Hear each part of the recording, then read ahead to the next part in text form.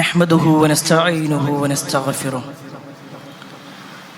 ونعوذ بالله من شرور أنفسنا ومن سيئات أعمالنا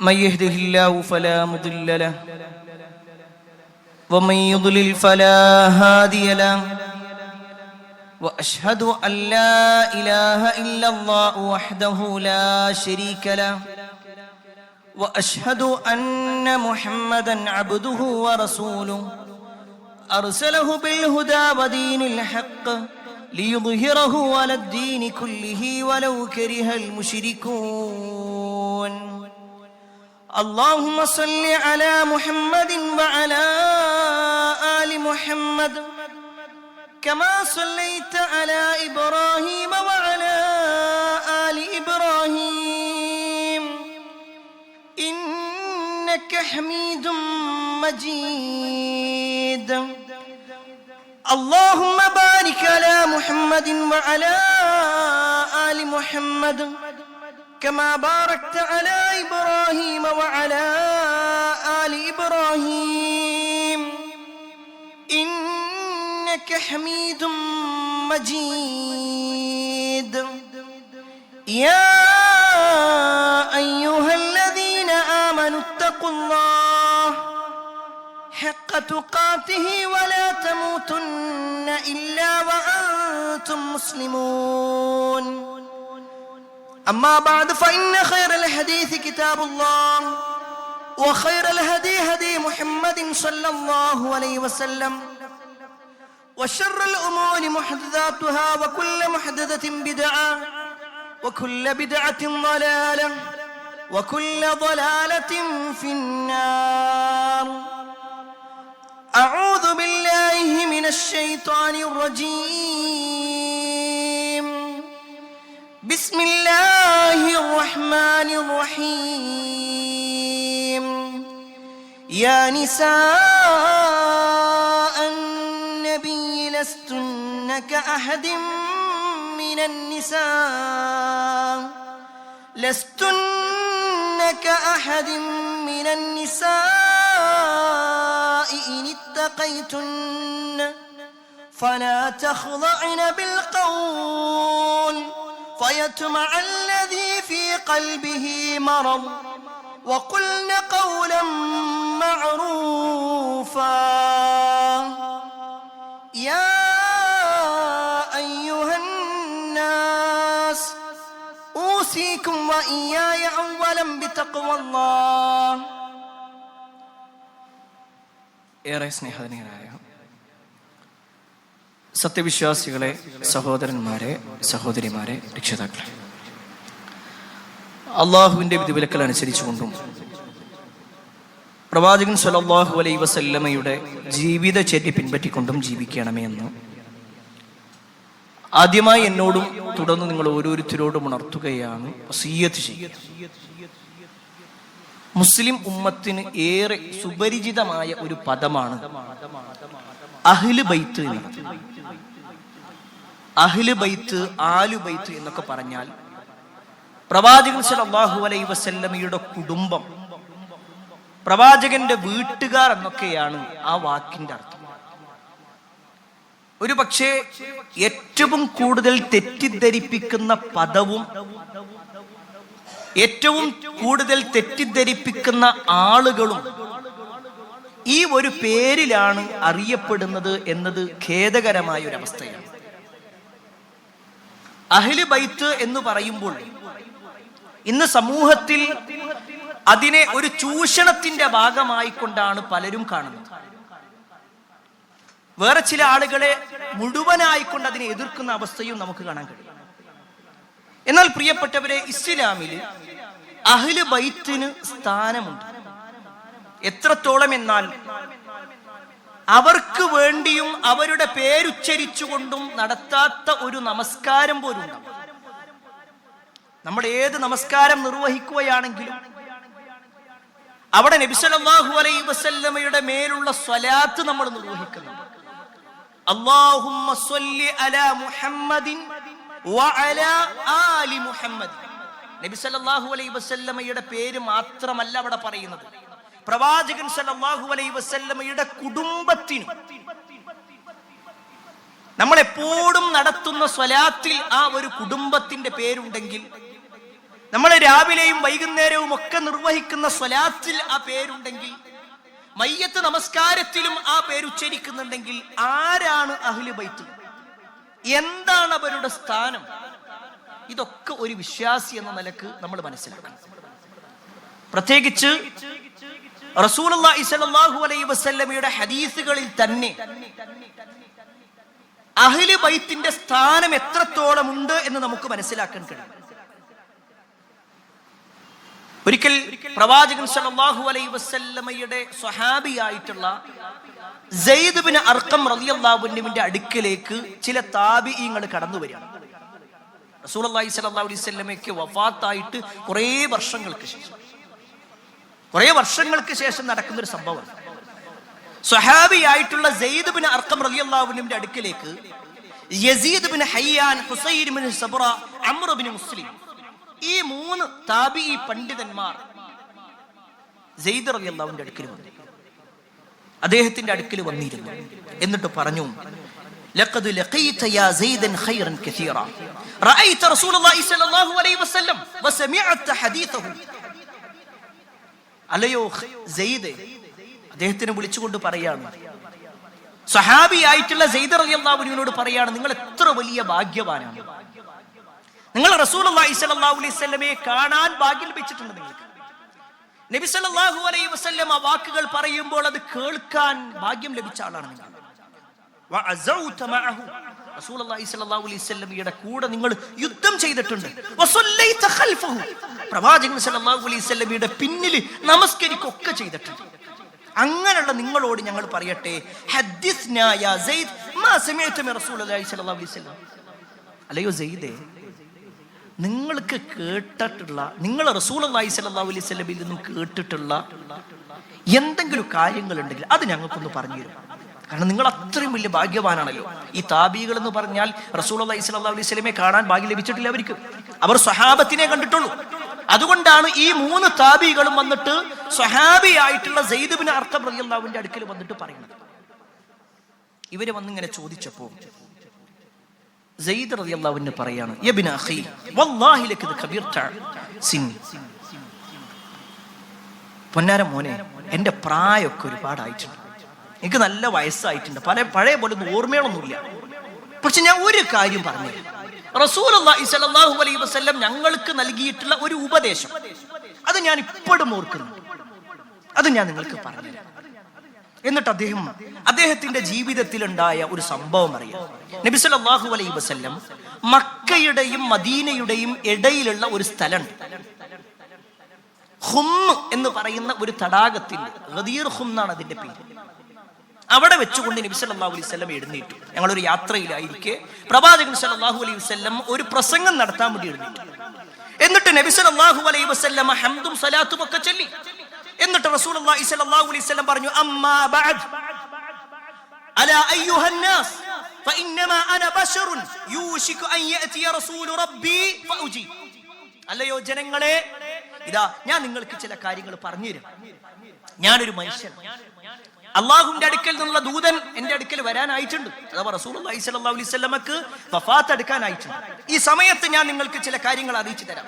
വഅന താരിക്കും ഫീകും സഖലൈൻ, ഭാരമുള്ള 2 കാര്യങ്ങൾ ഞാൻ നിങ്ങൾക്ക് വിട്ടേച്ചു പോവുകയാണ്. അത് നിങ്ങൾ മുറുകെ പിടിക്കണം. അവ്വലുഹുമാ കിതാബുല്ലാഹ്, അതിൽ ഒന്നാമത്തെ കാര്യം എന്ന് പറഞ്ഞാൽ അള്ളാഹുവിന്റെ ഗ്രന്ഥമാണ്. അതാണ് നിങ്ങൾക്കുള്ള വെളിച്ചവും തെളിച്ചവും ഒക്കെ അതാണ്. അത് നിങ്ങൾ മുറുകെ പിടിക്കണം, അത് നിങ്ങൾ ഒരിക്കലും ഒഴിവാക്കരുത്. എന്നിട്ട് റസൂലുള്ളാഹി സ്വല്ലല്ലാഹു അലൈഹി വസല്ലമ രണ്ടാമതായി കൊണ്ട് പറഞ്ഞ എന്താണെന്നറിയോ? വ അഹ്ലു ബൈതി, എന്റെ കുടുംബം, അതും ഞാൻ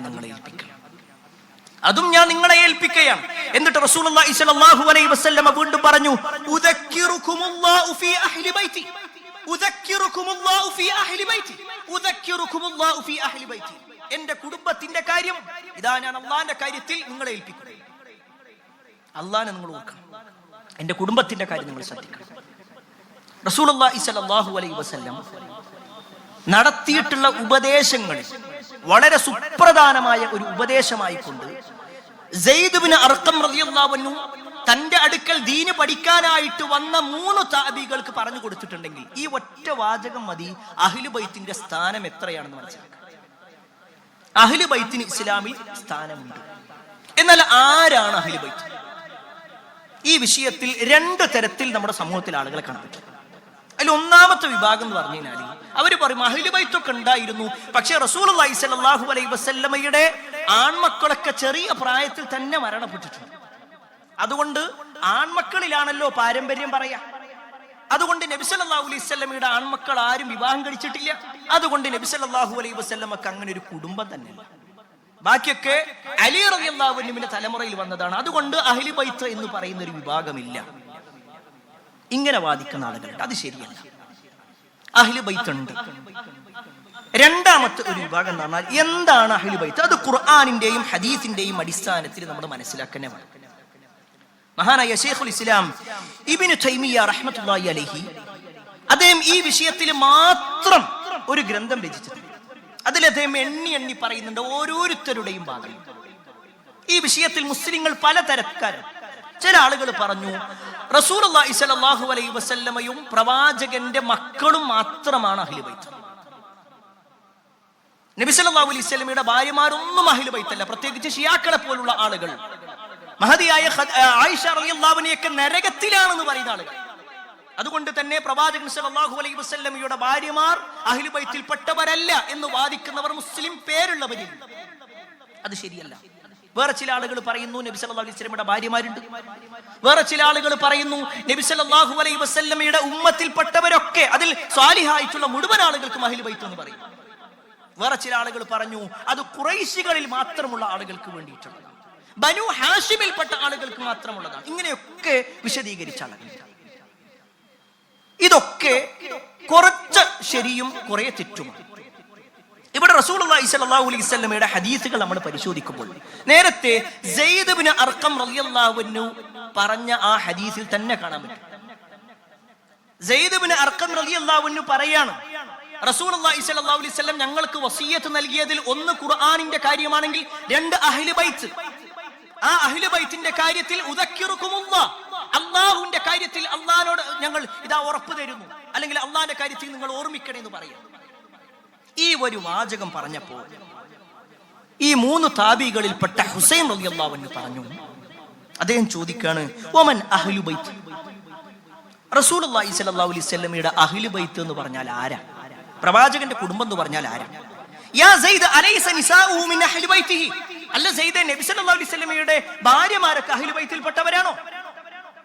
ഉടനെ സെയ്ദ് ഇബ്നു അർഖം റളിയല്ലാഹു അൻഹു പറയാണ് നിസാഉഹു മിൻ അഹ്ലി ബൈത്തിഹി. നബി സല്ലല്ലാഹു അലൈഹി വസല്ലമയുടെ ഭാര്യമാർ അഹ്ലു ബൈത്തിൽപ്പെട്ടവരാണ്. വലാകിൻ അഹ്ലു ബൈത്തിഹി, എന്നാൽ അഹ്ലു ബൈത്ത് എന്ന് പറഞ്ഞാൽ മൻ ഹുരിമ സ്വദഖത ബഅദഹു.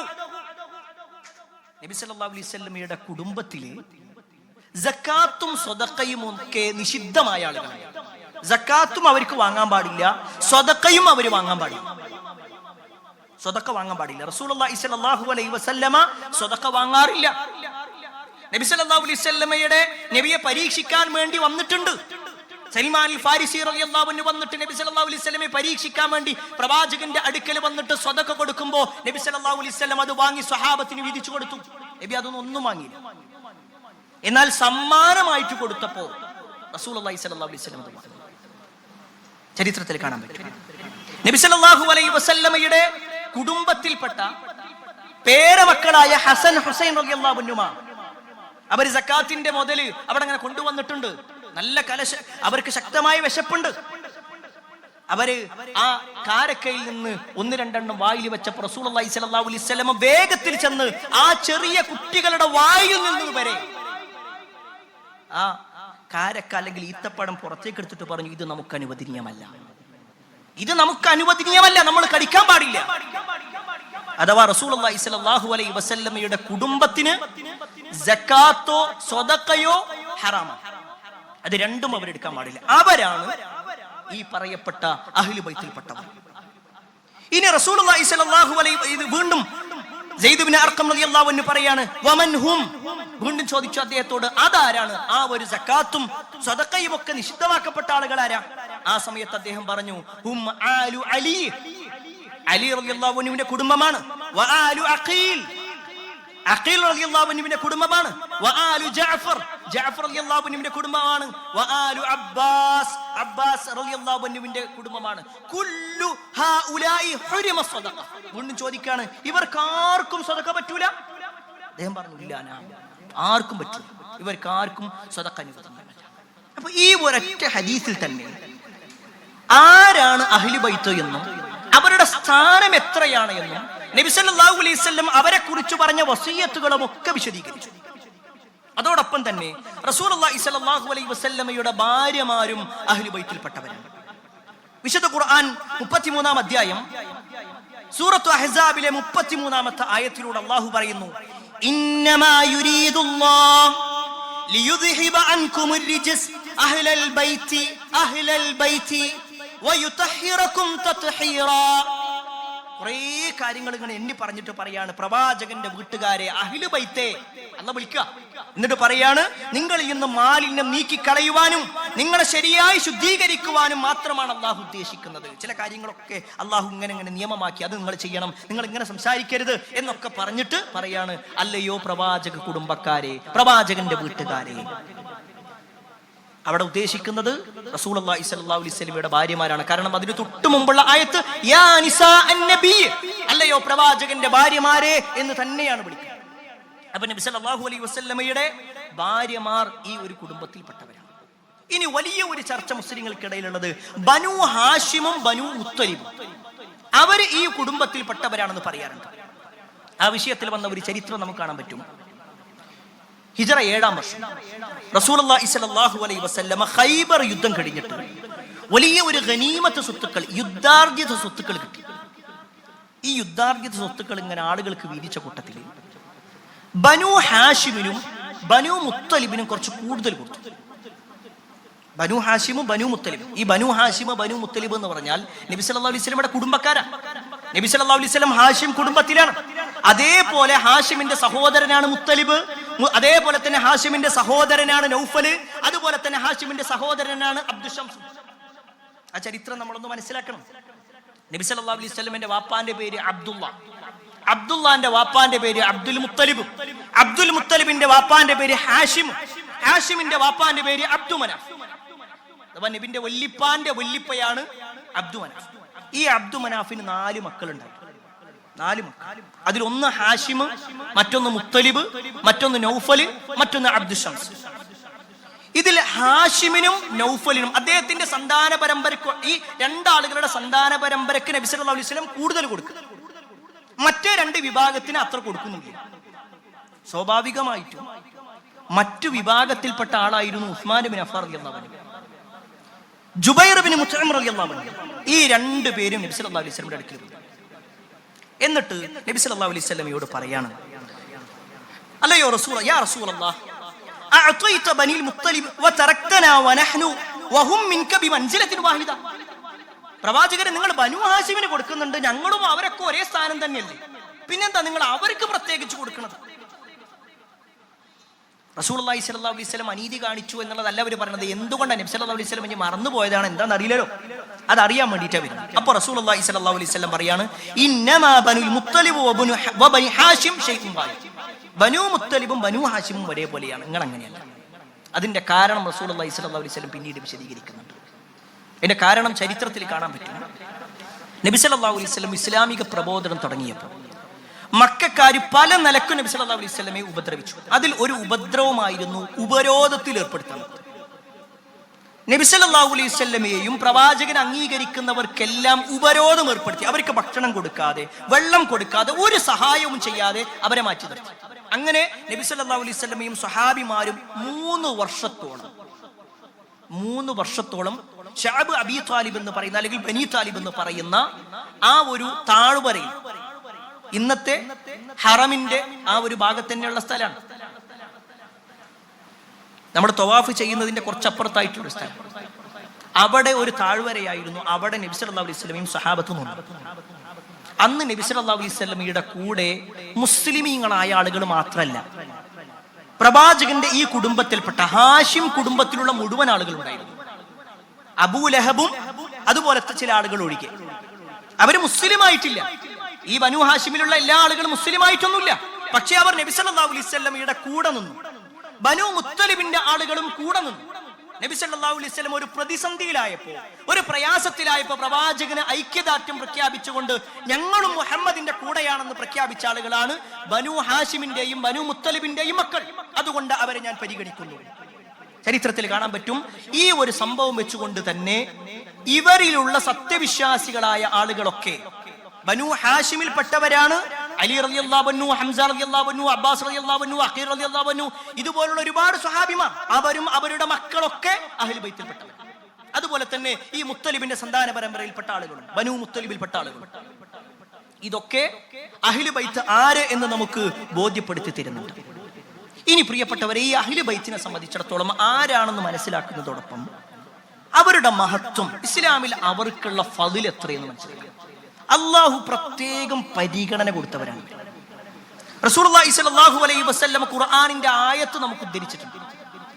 യാ നിസാഅൻ നബിയ്യ ലസ്തുന്ന കഅഹദിൻ മിനൻ നിസാ ഇനിത്തഖൈതുന്ന ഫലാ തഖ്ളഅന ബിൽ ഖൗൽ ഫയത്മഅ അല്ലദീ ഫീ ഖൽബിഹി മറദുൻ വഖുൽന ഖൗലൻ മഅറൂഫാ. അല്ലയോ പ്രവാചക പത്നിമാരെ, സ്ത്രീകളിൽ മറ്റു ആരെപ്പോലെയുമല്ല നിങ്ങൾ ധർമ്മനിഷ്ഠ പാലിക്കുന്നുവെങ്കിൽ നിങ്ങൾ അന്യരോട് അനുനയ സ്വരത്തിൽ സംസാരിക്കരുത്. അപ്പോൾ ഹൃദയത്തിൽ രോഗമുള്ളവന് മോഹം തോന്നിയേക്കും. ന്യായമായ വാക്ക് നിങ്ങൾ പറഞ്ഞുകൊള്ളുക.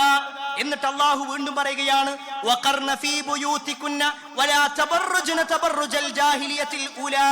നിങ്ങൾ നിങ്ങളുടെ വീടുകളിൽ അടങ്ങിക്കഴിയുകയും ചെയ്യുക. പഴയ അജ്ഞാന കാലത്തെ സൗന്ദര്യ പ്രകടനം പോലുള്ള സൗന്ദര്യ പ്രകടനം നിങ്ങൾ നടത്തരുത്. നിങ്ങൾ നമസ്കാരം നിലനിർത്തണം. നിങ്ങൾ സകാത്ത് കൊടുക്കണം. നിങ്ങൾ അല്ലാഹുവിനെയും റസൂലിനെയും അനുസരിക്കണം. ഇത് പറഞ്ഞിട്ട് നേരത്തെ ഓതിയ ആയത്ത് ഇന്നമാ യുരീദുല്ലാഹ്, തീർച്ചയായും അല്ലാഹു സുബ്ഹാനഹു വ തആല നിങ്ങൾക്ക് ഉദ്ദേശിക്കുന്നത് ലിയുദ്ഹിബ അൻകുമുർ റിജ്സ്, നിങ്ങളിൽ നിന്നുള്ള മാലിന്യങ്ങളൊക്കെ നീക്കാൻ വേണ്ടിയിട്ടാണ്. അഥവാ പ്രവാചകൻ സല്ലല്ലാഹു അലൈഹി വസല്ലമയുടെ ഭാര്യമാരോട് പറയാണ്, നിങ്ങൾ സംസാരിക്കുമ്പോൾ ശ്രദ്ധിക്കണം. ആളുകളോടൊക്കെ സംസാരിക്കുമ്പോൾ അനുനയ സ്വരത്തിൽ സംസാരിക്കരുത്. അത് മുസ്ലിം പെണ്ണുങ്ങൾക്ക് എല്ലാവർക്കും ഉള്ള നിയമമാണ്. മറ്റു ഇതര ആണുങ്ങളോട് സംസാരിക്കുന്ന സമയത്ത് കൊഞ്ചിക്കൊഴഞ്ഞുകൊണ്ട് സംസാരിക്കാൻ പാടില്ല. സംസാരത്തിൽ ഒരു പരിശുദ്ധ ഉണ്ടാവണം. എന്താ, എവിടുക്ക, എന്തിനാ വിളിച്ചേ, ഈ കാര്യങ്ങൾ ഇങ്ങനെ ഒരു ഗൗരവത്തിൽ പറയുന്ന ഒരു അവസ്ഥ ഉണ്ടാവും. അല്ലാതെ അനുനയ സ്വരത്തിൽ മറ്റുള്ളവരുടെ മനസ്സിൽ എന്തെങ്കിലും തോന്നുന്ന രൂപത്തിലുള്ള സംസാരങ്ങൾ നടത്തരുത്. ഇതൊക്കെ പറഞ്ഞിട്ടാണ് അല്ലാഹു സുബ്ഹാനഹു വ തആല പറയുന്നത്, പ്രവാചകന്റെ വീട്ടുകാരെ, നിങ്ങൾക്ക് എല്ലാ മാലിന്യങ്ങളും നിങ്ങൾ നീക്കി കളയാൻ വേണ്ടിയിട്ടത്. ഇത് റസൂലുള്ളാഹി സ്വല്ലല്ലാഹു അലൈഹി വസല്ലം ഈ ആയത്ത് ഓതുന്നത് ഈ ഒരു സമയത്ത് മാത്രമല്ല. മഹദിയായ ആയിഷ റളിയല്ലാഹു അൻഹ ഉദ്ധരിക്കുന്ന ഹദീസിൽ കാണാൻ പറ്റും, ഒരിക്കൽ സുബ്ഹ് നമസ്കാരം കഴിഞ്ഞിട്ട് നബി സല്ലല്ലാഹു അലൈഹി വസല്ലമ ഒരു രോമത്തിന്റെ ഒരു പുതപ്പുമായിട്ട് വന്നു. നേരെ നബി സല്ലല്ലാഹു അലൈഹി വസല്ലമ പോകുന്നത് ഫാത്തിമ റളിയല്ലാഹു അൻഹയുടെ വീട്ടിലാണ്. ഫാത്തിമ റളിയല്ലാഹു അൻഹയുടെ വീട്ടിൽ പോയിട്ട് നബി സല്ലല്ലാഹു അലൈഹി വസല്ലം അവിടെ ഇരുന്നു. ആ ഒരു പുതപ്പ് ഇങ്ങനെ നബി പുതച്ചിട്ടുണ്ട്. പെട്ടെന്ന് ചെറിയ കുട്ടിയായിട്ടുള്ള ഹസൻ റളിയല്ലാഹു അൻഹു വന്നിട്ട് നേരെ ആ പുതപ്പിൽ കയറി. കുറച്ചു കഴിഞ്ഞ് ഹുസൈൻ റളിയല്ലാഹു അൻഹുവും കയറി. അത് കഴിഞ്ഞിട്ട് മഹദിയായ ഫാത്തിമ റളിയല്ലാഹു അൻഹയും കയറി. അതിനുശേഷം അലി റളിയല്ലാഹു അൻഹുവും കയറി. നബി സല്ലല്ലാഹു അലൈഹി വസല്ലം അതിങ്ങനെ കൂട്ടിപ്പിടിച്ചു. എന്നിട്ട് നബി സല്ലല്ലാഹു അലൈഹി വസല്ലം ഇതേ ആയത്ത് ഓതി എന്നുള്ളത് നമുക്ക് കാണാൻ സാധിക്കും. ഇന്നമാ യുരീദുല്ലാഹു ലിയുദ്ഹിബ അൻകുമുർ റിജ്സ്, അല്ലാഹു തീർച്ചയായും ഉദ്ദേശിക്കുന്നത് നിങ്ങളിൽ നിന്ന് മാലിന്യങ്ങൾ നീക്കി കളയാൻ വേണ്ടിയിട്ട്. നബി സല്ലല്ലാഹു അലൈഹി വസല്ലം അവർക്ക് വേണ്ടി പ്രത്യേകം പ്രാർത്ഥന നടത്തുകയും ചെയ്തു. അവരുടെ പാപമോചനത്തിനു വേണ്ടിയൊക്കെ നബി സല്ലല്ലാഹു അലൈഹി വസല്ലം പ്രാർത്ഥിച്ചു. അസ്ഹാബുൽ കിസ എന്ന പേരിലാണ് അവർ അറിയപ്പെടുന്നത്, ആ പുതപ്പിന്റെ ആളുകൾ എന്ന പേരിൽ. ഈ 5 ആളുകൾക്ക് പ്രത്യേകം നബി സല്ലല്ലാഹു അലൈഹി വസല്ലം പരിഗണന കൊടുത്തു. ഖേദകരമെന്ന് പറയട്ടെ, ഈ ഒരു വാചകം വെച്ചുകൊണ്ട് മാത്രമാണ് ഷിയാക്കളായ ആളുകൾ ഈ 5 ആളുകളെ മാത്രമേ അംഗീകരിക്കൂ. നബി സല്ലല്ലാഹു അലൈഹി വസല്ലമയെയും ഹസൻ, ഹുസൈൻ, അലി, ഫാത്തിമ, ഈ 5 ആളുകൾ റളിയല്ലാഹു അൻഹും അജ്മഈൻ, ഇവരെ മാത്രമേ അംഗീകരിക്കൂ. ഈ ഒരു വാചകം വെച്ചിട്ടാണ്. നബി സല്ലല്ലാഹു അലൈഹി വസല്ലം അവർക്ക് വേണ്ടി മാത്രം നടത്തിയതല്ല, മറിച്ച് വേറെയും നബി സല്ലല്ലാഹു അലൈഹി വസല്ലമ ഒരുപാട് പ്രാർത്ഥനകൾ നടത്തിയതായിട്ട് നമുക്ക് കാണാൻ സാധിക്കും. അതുപോലെ തന്നെ പ്രിയപ്പെട്ടവരെ, അല്ലാഹു പ്രത്യേകം തെരഞ്ഞെടുത്തവരാണ് ഈ ബനൂ ഹാഷിമും നബി സല്ലല്ലാഹു അലൈഹി വസല്ലമയും ഒക്കെ. നബി സല്ലല്ലാഹു അലൈഹി വസല്ലമയുടെ ഹദീസിൽ കാണുവാൻ സാധിക്കും, അല്ലാഹു സുബ്ഹാനഹു വ തആല ഇന്നല്ലാഹു ഇസ്തഫാ കിനാന മിൻ വലദി ഇസ്മാഈൽ, അല്ലാഹു സുബ്ഹാനഹു വ തആല ഇബ്രാഹിം നബിയുടെ മക്കളിൽ ഇസ്മായിൽ നബിയെ പ്രത്യേകം തെരഞ്ഞെടുത്തു.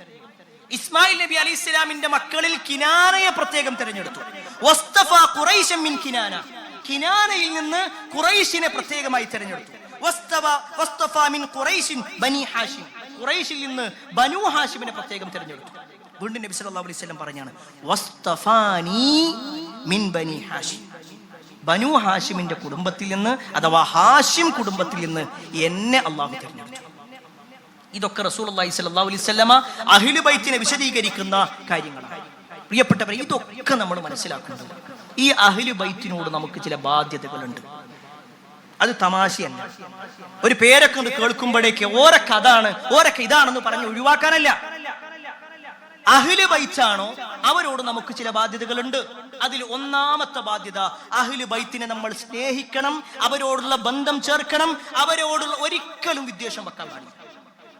മഹാനായ അബൂബക്കർ സിദ്ദീഖ് റളിയല്ലാഹു അൻഹുവിന്റെ വാചകം കാണുവാൻ സാധിക്കും, വല്ലദീ നഫ്സി ബിയദി, എന്റെ ആത്മാവ് ആരുടെ കയ്യിലാണോ അവൻ തന്നെയാണ് സത്യം. ലഖറാബതു റസൂലില്ലാഹി സ്വല്ലല്ലാഹു അലൈഹി വസല്ലമ അഹബ്ബു ഇലയ്യ അൻ അസ്ല മിൻ ഖറാബതി, എന്റെ കുടുംബത്തിനോട് ഞാൻ ഒരു ബന്ധം ചേർക്കുന്നതിനേക്കാൾ നബി സല്ലല്ലാഹു അലൈഹി വസല്ലമയുടെ കുടുംബത്തിന് ബന്ധം ചേർക്കുന്നതിനെയാണ് ഞാൻ ഇഷ്ടപ്പെടുന്നത്.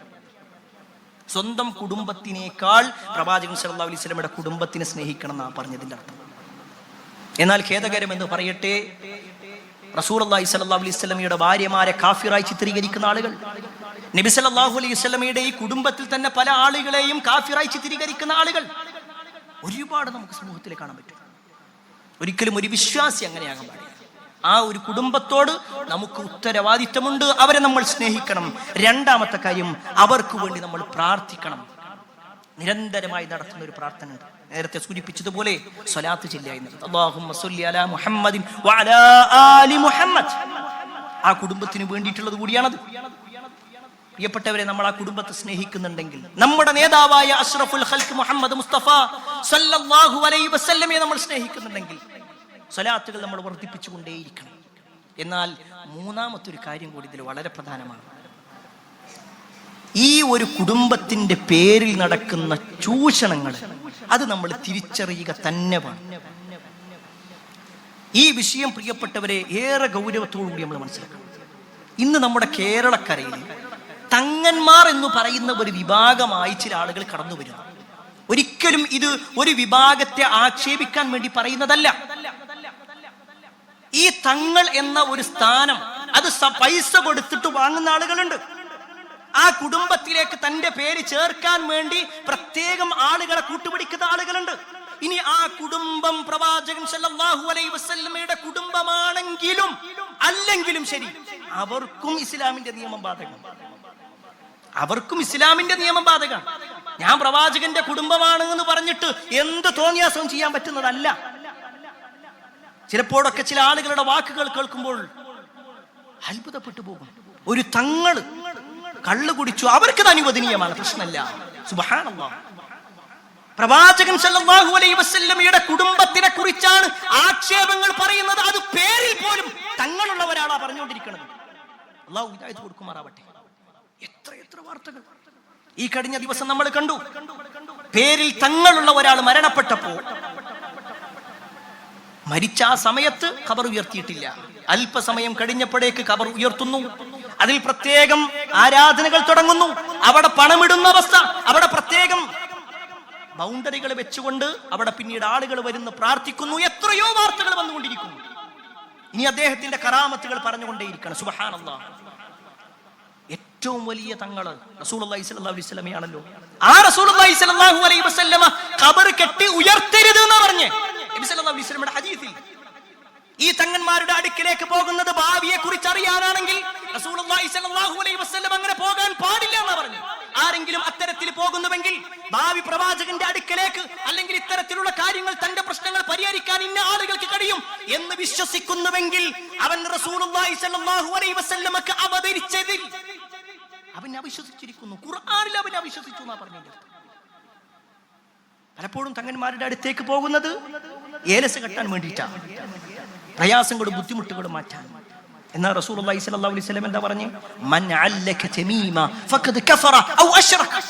ആരെങ്കിലും ഏലസ് കെട്ടിക്കഴിഞ്ഞാൽ അവൻ കാഫിറായി പോയി.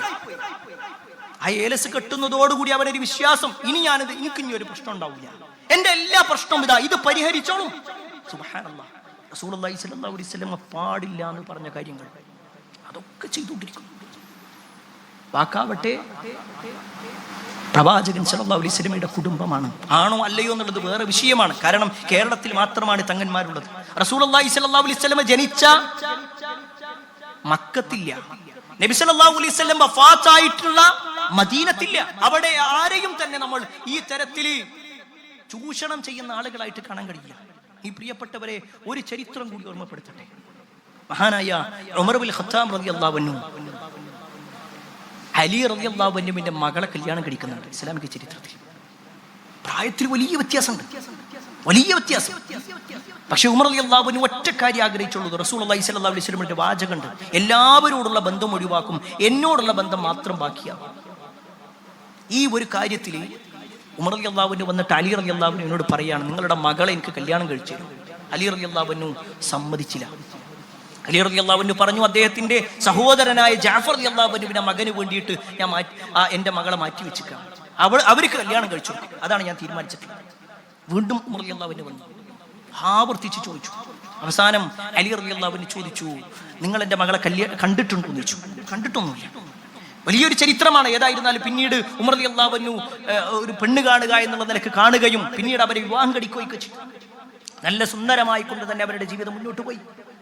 ചരിത്രത്തിൽ കാണാൻ പറ്റും, ഉമർ ഇബ്നുൽ ഖത്താബ് റളിയല്ലാഹു അൻഹു ഖലീഫയായപ്പോൾ ആമുർ റമാദ് ഉണ്ടാകുന്നുണ്ട്. അങ്ങേറ്റം വരൾച്ച ഉണ്ടായ ഒരു സമയം, വല്ലാതെ ബുദ്ധിമുട്ടിയ ഒരു സമയം. ആ സമയത്ത് മുസ്ലിമീങ്ങൾ ഭക്ഷണം കഴിക്കാനില്ലാത്തൊരവസ്ഥ, വെള്ളം കുടിക്കാനില്ലാത്ത അവസ്ഥ, അങ്ങേറ്റം ബുദ്ധിമുട്ടി. ഹദീസിൽ കാണാൻ പറ്റും, ഉമർ റളിയല്ലാഹു അൻഹു ഒക്കെ ആളുകൾ എന്തെങ്കിലും കഴിച്ചോ നോക്കി അദ്ദേഹത്തിന്റെ കളർ വരെ മാറിയിട്ടുണ്ടായിരുന്നു, പട്ടിണി കടന്നിട്ട്. നമ്മളൊന്ന് ആലോചിച്ച് നോക്ക്, ഉമർ റളിയല്ലാഹു അൻഹുവിന്റെ ഭാര്യ എന്ന് പറഞ്ഞാൽ ആരാ? അലി റളിയല്ലാഹു അൻഹുവിന്റെ മകളാണ്. പ്രവാചകൻ സല്ലല്ലാഹു അലൈഹി വസല്ലമയുടെ കുടുംബത്തിൽപ്പെട്ട ആലുബൈത്തിൽപ്പെട്ട ആള്, അഹ്ലുബൈത്തിൽപ്പെട്ട ആള്. അവര് പറഞ്ഞോ, ദാ ഞാനുണ്ട്, ഞാനൊരു ബീവിയാണ്, നിങ്ങളെല്ലാ കാര്യങ്ങളും ഇന്റെ പ്രശ്നങ്ങൾ നിങ്ങൾ പരിഹരിക്കണം കേട്ടോ, ഇന്ന ആവശ്യങ്ങൾ നിർവഹിക്കണം എന്ന് പറഞ്ഞുകൊണ്ട് അവരൊരിക്കൽ പോലും ഒരു പ്രസ്താവന പോലും നടത്തിയിട്ടില്ല. മറിച്ചോ അവര് ദീനിനു വേണ്ടി ഇറങ്ങുക ചെയ്തേ. ചരിത്രത്തിൽ കാണാൻ പറ്റും, അങ്ങനെ പ്രയാസം അനുഭവിക്കുന്നവരുടെ കൂട്ടത്തിൽ മഹദിയായ ഉമ്മു കുൽസൂം റളിയല്ലാഹു അൻഹ, അലി റളിയല്ലാഹു അൻഹുവിന്റെ മകളെ പേരാ ഫാത്തിമ ബീവിന്റെ മകളെ പേരാ ഉമ്മു കുൽസൂം. അവരിറങ്ങി, ഉമർ റളിയല്ലാഹു അൻഹുവിന്റെ കൂടെ ഇറങ്ങി ആളുകളെ സഹായിക്കാൻ വേണ്ടിയിട്ട്. അതാണ് നമ്മുടെ മുൻഗാമികളായ അഹ്ലു ബൈത്തിന്റെ ജീവിതം. അവർ ജനങ്ങളെ ചൂഷണം ചെയ്യുന്ന ആളുകളല്ലായിരുന്നു. അവർ ജനങ്ങളോട് തന്റെ ആവശ്യങ്ങൾ പറഞ്ഞുകൊണ്ട് തനിക്ക് നല്ല നല്ല വീടുകൾ ഉണ്ടാക്കാനും തനിക്ക് വാഹനം വാങ്ങാനും തന്റെ കച്ചവടം നന്നാകാനും വേണ്ടി ഞാൻ നിങ്ങൾക്ക് വേണ്ടി പ്രാർത്ഥിക്കാം, നിങ്ങൾ ഇന്ന സഹായങ്ങൾ ചെയ്താൽ മതി എന്ന് പറയുന്ന അവസ്ഥ ഉണ്ടായിട്ടില്ല. പ്രിയപ്പെട്ടവരെ, ഇത് പറയുന്നത് ഏതെങ്കിലും ഒരു വിഭാഗത്തെ ആക്ഷേപിക്കാൻ വേണ്ടിയിട്ടല്ല, മറിച്ച് അവര് ദീനിയായിട്ട് ജീവിക്കാണോ അൽഹംദുലില്ലാ, അവരുടെ ഖൈറ്, അവർക്ക് പരലോകത്ത് ഖൈറുണ്ടാകും. കാരണം ഈ ഉമ്മത്ത് ഏറ്റവും കൂടുതൽ പരിഗണന കൊടുക്കുന്നത് വിശുദ്ധ ഖുർആനിനും റസൂലുള്ളാഹി സ്വല്ലല്ലാഹു അലൈഹി വസല്ലമയുടെ ചര്യകൾക്കാണ്. നബി സല്ലല്ലാഹു അലൈഹി വസല്ലമയുടെ ചര്യക്കെതിരായി പ്രവാചകന്റെ കുടുംബത്തിൽ ഒരാൾ വന്നപ്പോ അല്ലാഹു അതിനെ ഗണ്ണിച്ചു. തബ്ബത് യദാ അബീ ലഹബി വതബ്ബ. അല്ലാഹു മറുപടി കൊണ്ട് കൊടുക്കുക. നബി സല്ലല്ലാഹു അലൈഹി വസല്ലമയുടെ കുടുംബല്ലേ, ഞാൻ ഇന്ന കുടുംബത്തിൽപ്പെട്ട ആളല്ലേ? ഇല്ല. റസൂലുള്ളാഹി സ്വല്ലല്ലാഹു അലൈഹി വസല്ലം പറഞ്ഞതിന് വിരുദ്ധമായി ഏത് കുടുംബം ചെയ്താലും ശരി, അത് സ്വീകരിക്കാൻ പാടില്ല. അതുകൊണ്ട് തന്നെ ഒരു വിശ്വാസി എന്ന നിലക്ക് നമ്മളെ സംബന്ധിച്ചിടത്തോളം അഹ്ലു ബൈത്തിനോടുള്ള ആ ഒരു മഹത്വവും അവരോടുള്ള സ്ഥാനവും മനസ്സിലാക്കി അവരെ ബഹുമാനിച്ചുകൊണ്ട് തന്നെ യഥാർത്ഥ ദീനനുസരിച്ചുകൊണ്ട് തന്നെ ജീവിക്കുന്ന ആളുകളെ അംഗീകരിക്കുന്ന ഒരവസ്ഥ നമുക്കുണ്ടാവണം. അള്ളാഹു അത്തരത്തിലുള്ള ആളുകളിൽ നമ്മെ ഏവരെയും ഉൾപ്പെടുത്തുമാറാവട്ടെ. അൽഹംദുലില്ലാഹി റബ്ബിൽ ആലമീൻ, വസ്സലാത്തു വസ്സലാമു അലാ റസൂലില്ലാഹ് വഅലാ ആലിഹി വഅസ്ഹാബിഹി അജ്മഈൻ. അമ്മാ ബഅദ്. പ്രിയപ്പെട്ട സഹോദരങ്ങളെ, സഹോദരിമാരെ, റസൂലുള്ളാഹി സ്വല്ലല്ലാഹു അലൈഹി വസല്ലമയുടെ കുടുംബവുമായി ബന്ധപ്പെട്ടുകൊണ്ടുള്ള കാര്യങ്ങളാണ് ചെറിയ രൂപത്തിൽ ഓർമ്മപ്പെടുത്തിയത്. ഇതോടൊപ്പം നമ്മൾ മനസ്സിലാക്കണം, നമ്മുടെ കുടുംബവുമായി ബന്ധപ്പെട്ടുകൊണ്ടും ചില കാര്യങ്ങളുണ്ട്. പ്രത്യേകിച്ച് ആധുനിക സമൂഹത്തിൽ മക്കളുമായി ബന്ധപ്പെട്ടുകൊണ്ട് ഏറെ പ്രതിസന്ധിയിലൂടെയാണ് നമ്മൾ നീങ്ങിക്കൊണ്ടിരിക്കുന്നത്. ഓരോ ദിവസവും നമ്മൾ കേട്ടുകൊണ്ടിരിക്കുന്ന വാർത്തകൾ, കണ്ടുകൊണ്ടിരിക്കുന്ന വാർത്തകളൊക്കെ നമ്മുടെ മനസ്സിനെ വല്ലാതെ പീഡിപ്പിക്കുന്നുണ്ട്. ആ സ്ഥലത്ത് പിടിക്കപ്പെട്ടു, ഈ സ്ഥലത്ത് പിടിക്കപ്പെട്ടു. പല കുട്ടികളും കഞ്ചാവിലാണ്, MDMA-യിലാണ്, മയക്കുമരുന്നിലാണ്, കച്ചവടം നടത്തുന്ന ഒരവസ്ഥയിലേക്ക് മറ്റു ഇതര സംസ്ഥാനങ്ങളിൽ നിന്ന് വരെ കച്ചവടം ചെയ്ത് ഇങ്ങോട്ട് കൊണ്ടുവരുന്ന ഇതൊക്കെ കേട്ടുകൊണ്ടിരിക്കുമ്പോൾ വലിയൊരു ബേജാർ നമുക്ക്. എല്ലാവരും അങ്ങോട്ടും ഇങ്ങോട്ടും ബേജാറാണ് പങ്കുവെക്കുന്നത്, പരിഹാരങ്ങളാ ശരിക്കും പങ്കുവെക്കേണ്ടത്. അവിടെ ഇസ്ലാം നൽകുന്ന ഒരു പരിഹാരമാണ്. മഹാനായ ഇബ്നു ഉമർ റളിയല്ലാഹു അൻഹു ഒരു മനുഷ്യനെ കണ്ടു. എന്നിട്ട് ഇബ്നു ഉമർ റളിയല്ലാഹു അൻഹു ആ മനുഷ്യനോട്, അയാളുടെ കൂടെ അയാളുടെ മകനുണ്ടായിരുന്നു, ആ വാപ്പാനോട് ഇബ്നു ഉമർ റളിയല്ലാഹു അൻഹു പറയുന്ന ഒരു മറുപടി ഉണ്ട്. ഈ ഇരിക്കുന്ന എല്ലാ രക്ഷിതാക്കളും അബ്ദുല്ലാഹി ഇബ്നു ഉമർ റളിയല്ലാഹു അൻഹു പറയാണ്, അദ്ദിബ് ഇബ്നക, നീ നിന്റെ മകന് അദബ് പഠിപ്പിച്ചു, മര്യാദകൾ എന്തൊക്കെയെന്ന് പറഞ്ഞു കൊടുക്കണം. ഫഇന്നക മസ്ഊലുൻ, തീർച്ചയായും നീ ചോദ്യം ചെയ്യപ്പെടുന്നവനാണ്. അൻ വലദിക്, നീ നിന്റെ കുഞ്ഞിന്റെ കാര്യത്തിൽ, മകന്റെ കാര്യത്തിൽ ചോദ്യം ചെയ്യപ്പെടും. മാദാ അദ്ദബ്തഹു വമാദാ അല്ലംതഹു, നീ അവൻ എന്താണ് പഠിപ്പിച്ചു കൊടുത്തത്, നീ എന്താണ് അദബ് പഠിപ്പിച്ചു കൊടുത്തത് എന്ന് നിന്നോട് ചോദിക്കുക തന്നെ ചെയ്യും. പ്രിയപ്പെട്ടവരെ, നമ്മൾ പരിശോധിക്കണം. നമ്മുടെ മക്കളുടെ കാര്യത്തിൽ ഇങ്ങനെ ടെൻഷൻ അടിച്ച് നടക്കല്ല. നമുക്ക് ഉറപ്പിച്ചു പറയാൻ പറ്റും, എൻ്റെ കുട്ടിക്ക് ഞാനതാ സ്കൂളിന്റെ വിദ്യാഭ്യാസങ്ങളും കോളേജിന്റെ വിദ്യാഭ്യാസങ്ങളും ഭൗതികമായ വിദ്യാഭ്യാസങ്ങളും ഒക്കെ കൊടുക്കുന്നു. അതേപോലെ തന്നെ ദീനും ഞാൻ പഠിപ്പിച്ചു കൊടുത്തു. എല്ലാം പഠിപ്പിച്ചു കൊടുത്താൽ നമുക്ക് പിന്നീട് ഒരു രക്ഷയാണ്. ഇനി അവൻ എന്ത് ചെയ്താലും അവനും പഠിച്ചോനായി. കാരണം എൻ്റെ ഉത്തരവാദിത്തം ഞാൻ ചെയ്തിട്ടുണ്ട്. അത് പറയാൻ പ്രിയപ്പെട്ടവരെ നമുക്ക് കഴിയണം. നമ്മുടെ ഉത്തരവാദിത്തങ്ങൾ നിർവഹിക്കുക എന്നുള്ളത് നമ്മുടെ ബാധ്യതയാണ്. മഹാനായ നുമൈർ ബിൻ ഔസ് റഹ്മത്തുള്ളാഹി അലൈഹി പറയുന്ന ഒരു വാചകമുണ്ട്. അദ്ദേഹം പറയാണ്, കാനൂ യഖൂലൂൻ, ഞങ്ങൾ പറയാറുണ്ടായിരുന്നു, അസ്സലാഹു മിനല്ലാഹ് വൽ അദബു മിനൽ അബാ, നന്നാക്കുക എന്നുള്ളത് അള്ളാന്റെ ഉത്തരവാദിത്തം.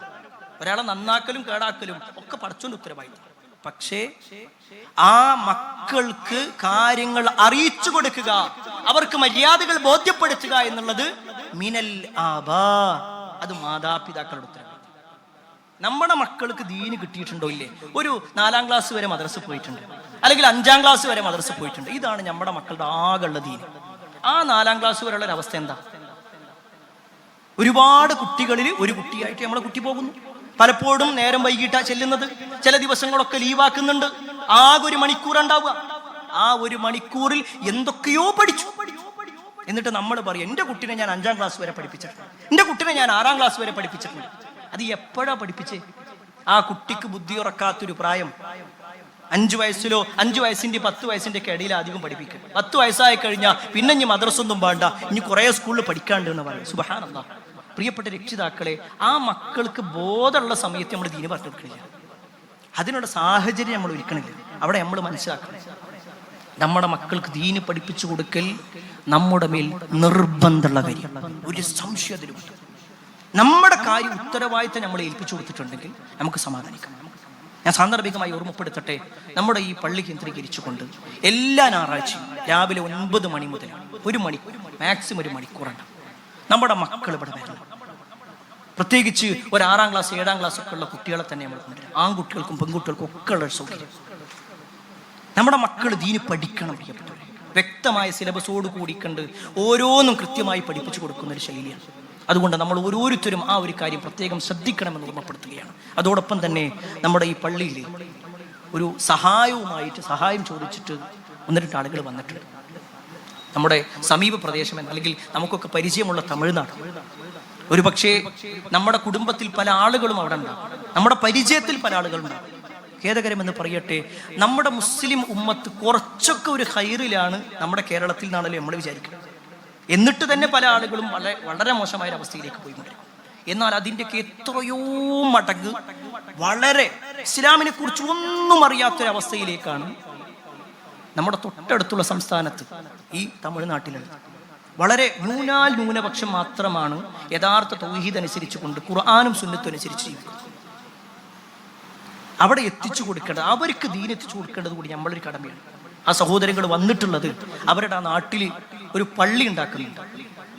കുറേ കാലം അവിടെ പള്ളി ഉപയോഗിച്ചിരുന്നതാണ്. പക്ഷെ ഒന്ന് പുതുക്കി പണിയുക എന്നുള്ള നിലയ്ക്ക് അവിടെ ഒരുപാട് സൗകര്യങ്ങൾ, സ്ട്രീറ്റ് ദഅവ എന്ന പേരിലും, അതേപോലെ തന്നെ സ്ത്രീകൾക്ക് പ്രത്യേക ക്ലാസ്സും ഖുർആൻ ക്ലാസ്സുകളും കുട്ടികൾക്കുള്ള ക്ലാസ്സുകളും മദ്രസും അതേപോലെ തന്നെ ഹിഫ്ദും എല്ലാം അവിടെ നമുക്കൊരു അവസരമാണ്. അവരെ സഹായിക്കുക എന്നുള്ളത്. പ്രത്യേകിച്ച് നമ്മുടെ നാട്ടിലല്ല, നമ്മുടെ നാട്ടിലൊക്കെ പലരും ചിലപ്പോൾ സഹായിക്കാനുണ്ടാകും.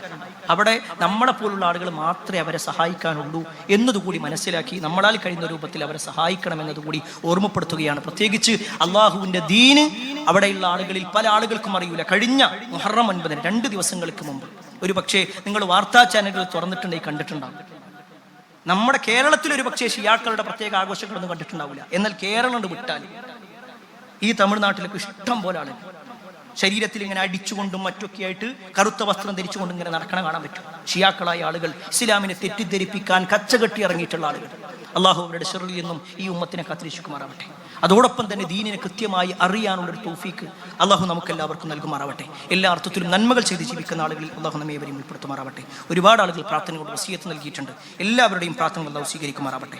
അല്ലാഹുമ്മ ഗ്ഫിർ മുഅ്മിനീന വൽ മുഅ്മിനാത്ത് വൽ മുസ്ലിമീന വൽ മുസ്ലിമാത്ത് അൽഅഹ്യാഇ മിൻഹും വൽ അംവാത്ത് ഇന്നക മുജീബു ദഅവാതി യാ ഖാദിൽ ഹജാത്ത് اللهم اجرنا من النار اللهم اجرنا من النار اللهم اجرنا من النار ربنا آتنا في الدنيا حسنة وفي الآخرة حسنة وقنا عذاب النار آمين آمين برحمتك يا أرحم الراحمين والحمد لله رب العالمين.